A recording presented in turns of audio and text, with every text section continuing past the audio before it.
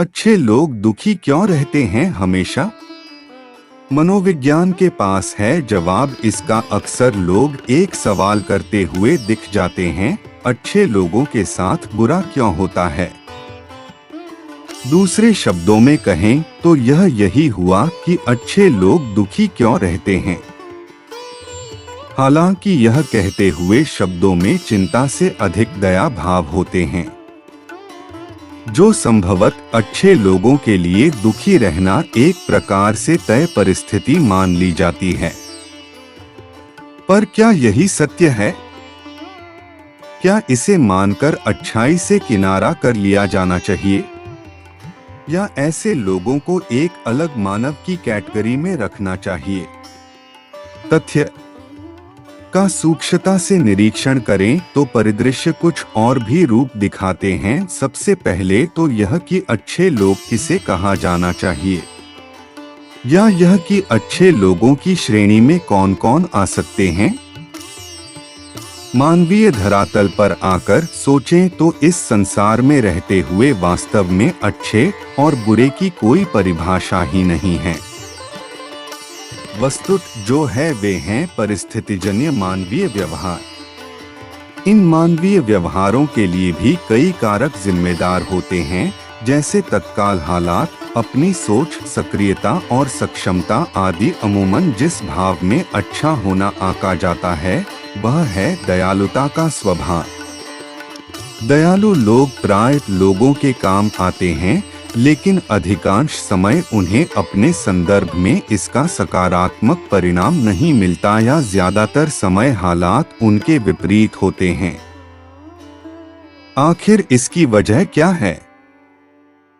क्या यह उनकी किस्मत होती है, या उनकी ही सोच या स्वभाव की कोई गलती? मनोवैज्ञानिक धरातल पर विश्लेषण करें तो ये तीन कारण इसकी मुख्य वजह होते हैं। दयालु स्वभाव के लोग दूसरों की मदद के लिए हमेशा तत्पर रहते हैं।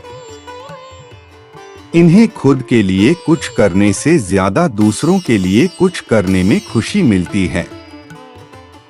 यही वजह होती है कि जहां जरूरत पड़ने पर ये हर किसी के काम आते हैं। वहीं इनकी एक खास बात यह होती है कि किसी की मदद करने के लिए ये अपनी जरूरतों को दरकिनार करने से भी पीछे नहीं हटते।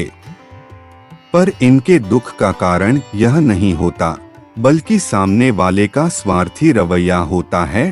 वास्तव में देखें तो अपनी सीमाओं से बढ़कर और अपनी परेशानियों को किनारे रखकर किसी की मदद करना ही इनके लिए दुख का कारण बन जाता है।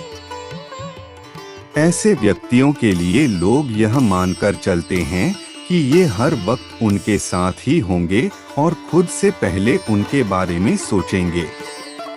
उनसे मदद की चाह रखने वाले लोग भले ही इनके लिए कुछ ना करें, लेकिन इनसे कभी भी ना नहीं सुनना चाहते।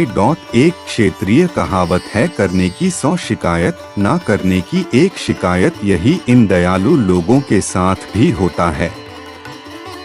जब कभी किसी हालात में पड़कर ये सामने वाले को गलती से भी कुछ करने के लिए ना कह दें या परिस्थितिवश मदद ना कर पाएं, तो सामने वाले व्यक्ति के मन में यह बात आ जाती है कि अब ये उनके काम नहीं आएंगे। नतीजा यह होता है कि वे उनकी बातों, सोच, निर्णयों को अनदेखा करना शुरू कर देते हैं। यही बात इन्हें दुखी करती है। आपको यह समझने की जरूरत है कि यह आपका बुरा रवैया नहीं है जिसके लिए आपको दुखी होना चाहिए या पछताना चाहिए, बल्कि यह सामने वाला का स्वार्थ है, जो किसी की जरूरतों को समझे बिना हमेशा उसकी मदद लेना चाहता है। इसे समझते हुए आप पछतावे के भाव से निकल जाएं और अपनी प्राथमिकताओं के साथ चलें।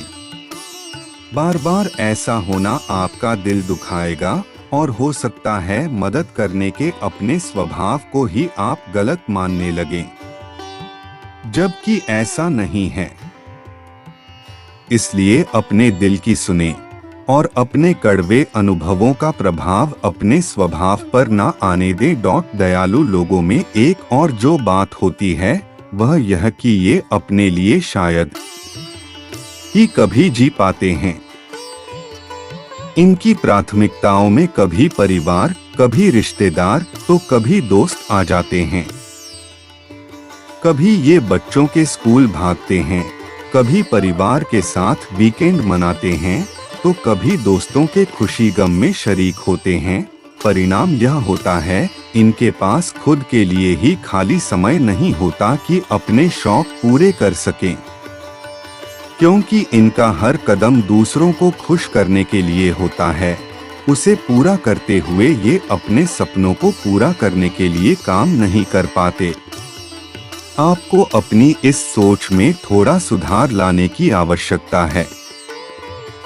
आपको यह समझने की जरूरत है कि खुद के लिए सोचना स्वार्थी बनना नहीं होता और दूसरों के लिए सोचने का मतलब यह नहीं होता कि आप खुद के लिए बिल्कुल ना सोचें। निस्वार्थ भाव से किसी की मदद करना और बात होती है, लेकिन निस्वार्थ होने का अर्थ खुद की जरूरतों को भूल जाना नहीं होता।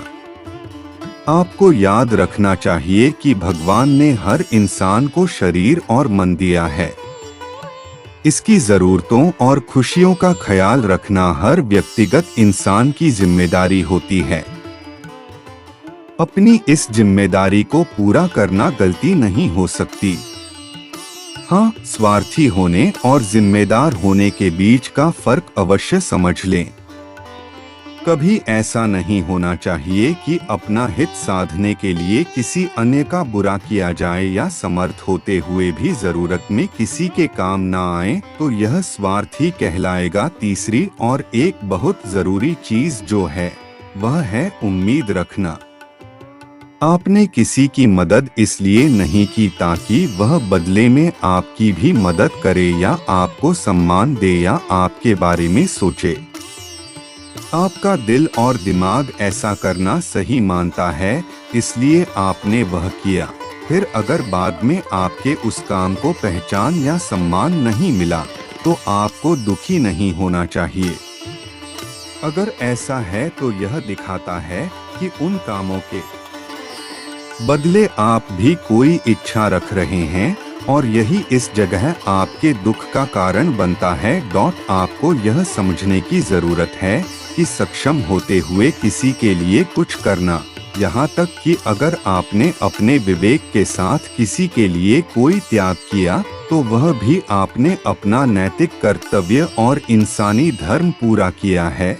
संभव है भविष्य में आपको इसका पुरस्कार मिले, लेकिन इसके लिए आपको किसी अच्छे परिणाम की उम्मीद नहीं करनी चाहिए।